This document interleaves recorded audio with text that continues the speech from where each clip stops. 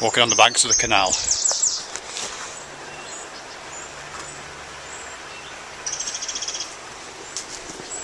When I was younger, I used to do this thing called scree running. I'm not sure if it constitutes a real sport or a pastime, or it's just an activity that people get up to when they're on hillsides. But basically what it involves is running down the side of a mountain or a side of a hill. Screes, shale slopes, a shale bank. And to scree run, you stand at the top of the hill as much as you can, and we just try to demonstrate. You stand at the top of the hill, so you're looking down maybe a 45-degree incline, or possibly even steeper, which is scree. Maybe it runs for a couple of 100 yards or more. And you stand on the edge and you just let yourself go. Like that. Let yourself go. And just try and stay upright, really. That's the game. Try to stay upright until you get to the bottom. And it's one of those activities that just takes up the perfect amount, at least to my view, the perfect amount of mental resources. You know, it's all you can do to stay on your feet, to not fall forward, to not slip back, to not stumble. All of your cognitive processing powers are put into just getting the legs under you, so that you're not falling, or you are falling, but you're not just falling, you're falling and you're running.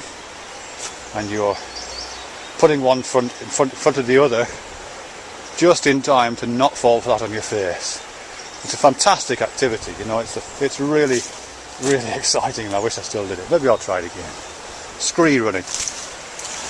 Walking and falling.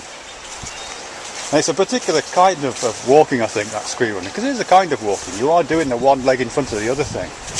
But it's a particular kind of walking, isn't it? You know, it's a walking in which the path that you go down is absolutely determined, or as determined as it can be. You've given yourself over to the laws of nature, physics and gravity in this case, and momentum and inertia and leverage and all of the things that keep a body at motion or at rest. All those activities keep going are what's at work there, and your only task is to go with the flow, to keep moving in accordance with the demands of a really simple task. But as I say, it is a kind of walking, but it's constrained.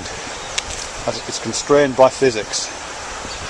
And it's reminded me of other kinds of constraints. I'm on a constrained walk right now. This is the canal towpath, which were built, of course, for horses, for the dray horses, which used to pull the canals before they were powered. And the canals would ply up and down here, taking ceramic materials, clay and that kind of thing, to the potteries industries, and then taking the finished products to Liverpool, or to Liverpool, the end of the Merseys. It's the Trent Mersey Canal, this, where those pots would be put onto the boats and sent around the world. But the horses that used to pull those canals will go up and down these paths, very constrained.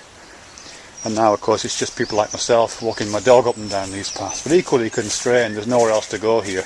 I can turn around and go back. That's the extent of my limits. So I'm not constrained by physics like I am with scree running. I'm kind of constrained by, in this case, an industrial history. You know, the industrial history of the Northwest is telling me where to put my feet. It's a strange thing to think about, but nevertheless true. I'm putting my feet into the footsteps of horses, and those horses were putting their feet into the footsteps of a demand for ceramics.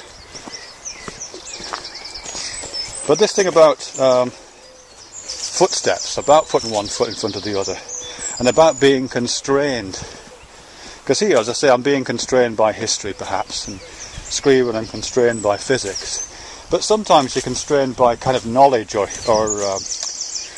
wisdom or habit.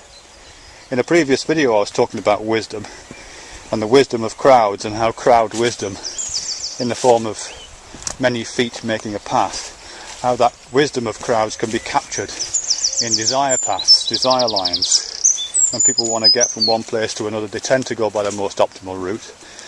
Thousands of people making similar journeys eventually make a path on the ground that is a recording, a tracing on the earth of the optimal route, which is kind of permanently captured, or at least semi-permanently captured, that wisdom. But it isn't always wisdom, you know. Sometimes the the wise thing to do is to step off the path, isn't it? And not to follow the wisdom of the crowd, just because it's been laid down by tradition or by the wisdom of the past. I think some religious traditions are a little bit like that, following traditional paths that have been laid down by wisdom practices, let's call them, which aren't always relevant and useful. Sometimes it's best to take the road less travelled. The road less travelled, I think, is the last line in a poem, but I know it is, one of the last lines at least, in the poem by Robert Frost, called something like Two Roads in a Wood, or something like that. I can't remember the name of the poem, but it starts off about two roads diverging in a wood, and it imagines the poet, or it imagines the walker, standing at the intersection between two roads, not the intersection, at the bifurcation of two paths in a wood, and he's standing there looking down these two paths. You can't do it here because obviously I'm on a towpath, and you wouldn't want horses standing in a moment of indecisiveness. But he imagines himself standing in this bifurcation, this path in a wood, and looking down these two paths. And he looks down one path, and you can see it bend in the distance. And he looks down the other path, and one path is slightly more overgrown than the other. And so he takes, as he said, the road less travelled, the one that's slightly more overgrown. And he thinks, once he proceeds, he thinks actually there's actually no difference between these two paths. They're both similarly trod. And he also says to himself that he fantasises about the idea of, oh yeah, maybe I'll come back and take that other path another time, see where that leads to. But at the same time, he knows he won't, because path leads to path, as he says. One path leads on to another path, and you can't really go back. And of course, it's a metaphor for life, isn't it? It's a metaphor for life's journey, and our decisions, we can carefully weigh them up, and we can take one or we can take the other, and we can kid ourselves that we can kind of go back, and we can sometimes regret the path that we didn't take. But a path leads to path, doesn't it? And you walk down that path. That line, of course, the Robert Frost line, the road less travelled, that was picked up by M. Scott Peck. Very famous book, The Road Less Travelled. Probably the most popular self-help book imaginable. I think it's certainly the most. I think it hasn't outsold the Bible, but I think it's pretty close on. Very, very popular book. M. Scott Peck, I think, was a psychiatrist, a psychologist, and it's one of these. As I say, it's a very popular self-help book.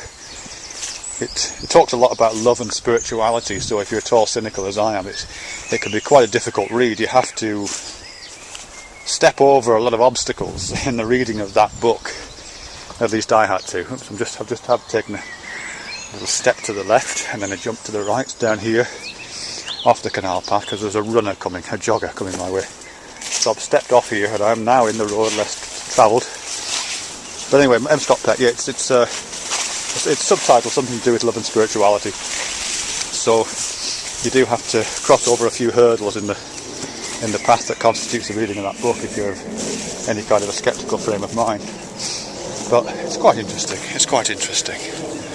I'm just down here amongst the dead bend, down amongst the tall grass. It was occasionally used as a kind of mountain bike track. About 3 years ago, some people came down here and made great mountain bike trails down here, but it's all overgrown now. It's gone back to nature. Anyway, M. Scott Peck. Yeah, it's a self-help book, and it's about love, and it takes the metaphor of the journey, the metaphor of the path, the metaphor of the walk, and extends that as many people, many other writers have done. In a sense, that's what the Pilgrim's Progress is in a spiritual form, and Loyola, spiritual exercise, if you use it as well. But he does that, and but it's quite interesting what he does with it. I mean, one of the things he stresses is this idea of discipline. Discipline is really important in M. Scott Peck.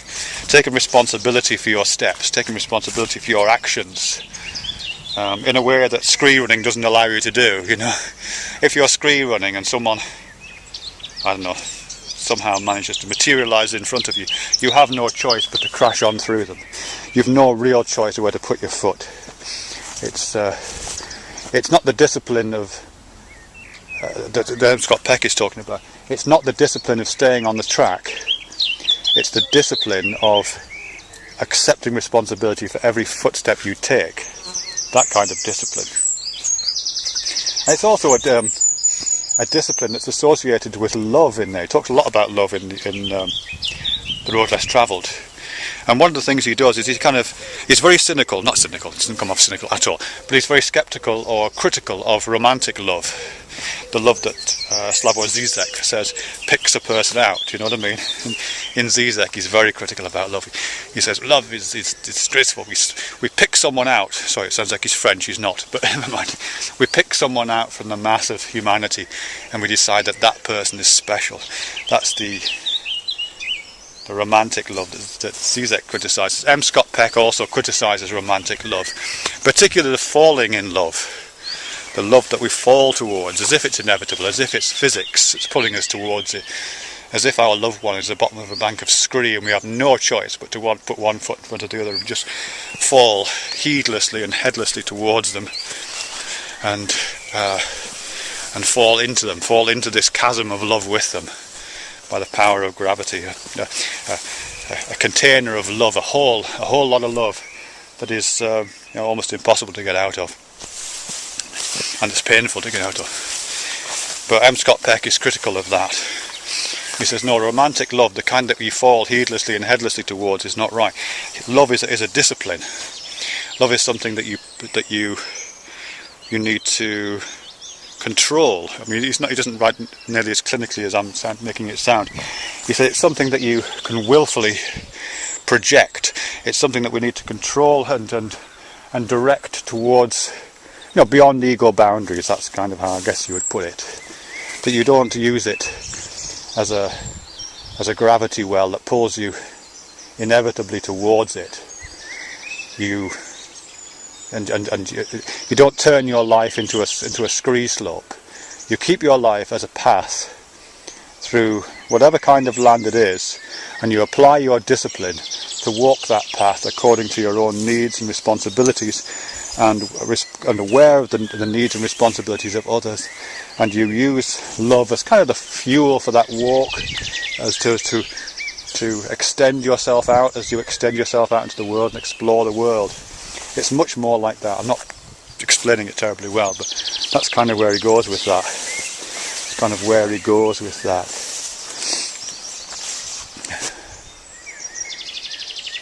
Walking and Falling. There's a beautiful song actually called Walking and Falling by Laurie Anderson. It's quite a short song, very, very sparse, very stripped back little song from a 1980s album I think called Big Science I've got at home. And it's really simple. And it's just got these it's not two sections, it flows from one section to the other, but it's just her intoning, I was looking for you all day, I was looking for you and I couldn't find you. So there's a kind of image of her looking around like this, and she can't find you, she's looking around, she's looking, she's not falling, she's looking around for you.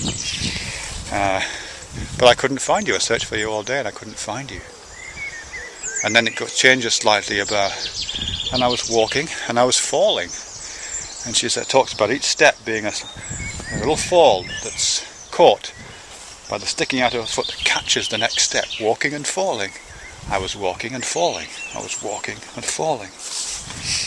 But it's not the kind of falling that leads you into a chasm. It's not the kind of falling that propels you heedlessly and headlessly down the slope, like this little slope here. Which I'm going to let myself heedlessly fall down. Here we go. Arms out. Here we go.